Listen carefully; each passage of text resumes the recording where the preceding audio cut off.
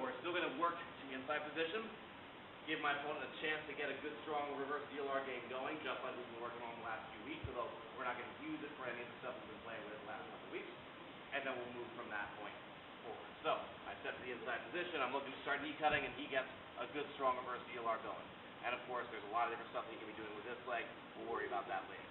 For right now, I want you to check the hip, and we need to deal with this. Now, there's two different kind of schools of thought, I guess you could call it, or different strategies that you can approach. Some people ignore the arm and just focus on the leg. Some people address the arm first.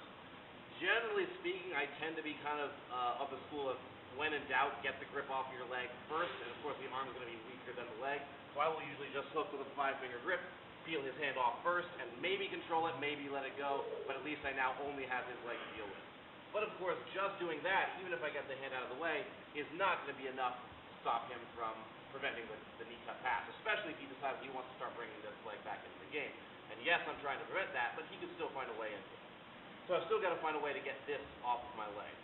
Multiple ways to do that in terms of how you prefer to approach your passing, but in my opinion, one of the easiest is post on the mat, or post on your opponent's on your opponent's arm, however you prefer to find yourself in that situation. And then I'm simply going to put my left knee next to my right knee. I'm going to hook my foot outside of my opponent's shin. I'm going to put my knee over the top of his thigh. So what that looks like, we'll get to this point here, is I staple his leg to the mat for a split second. Now, obviously, I haven't taken it off entirely, but I've pinned it with my left leg, which means it's now not all that effective, which eliminates some of the risk of I can come up and I can start looking to clear, but now he can start doing all that stuff that becomes very dangerous from my perspective if I'm not careful.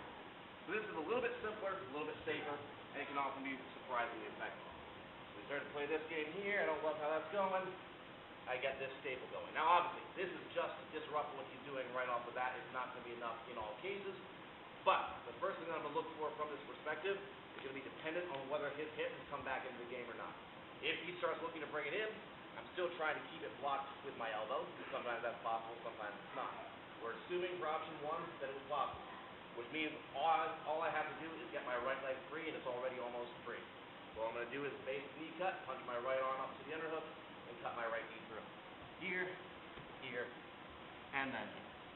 Nothing you guys haven't done a million times before. We're just dealing with reverse DLR in the most basic context possible first.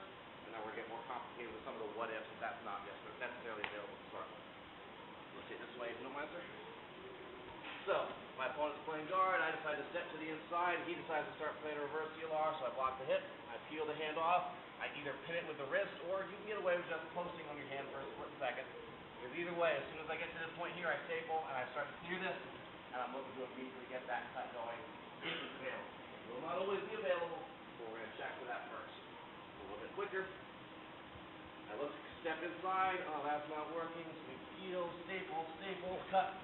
And that's often going to be available if you were quick and aggressive, and it's not a perfect reverse DLR, but it's one that we can deal with. Again,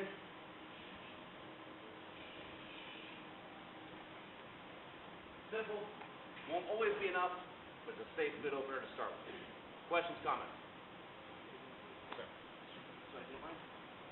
Same thing if my opponent is starting seated as starting supine. Either way. Heel, hip. Pressure, staple, drop my leg. Punch the underhook, cut my right knee through, and then square back up. Establish whatever kind of side control. Questions? Other questions, guys? If you have any trouble, please yell at me. Let's start with that. 1, 2, 3. Thank you.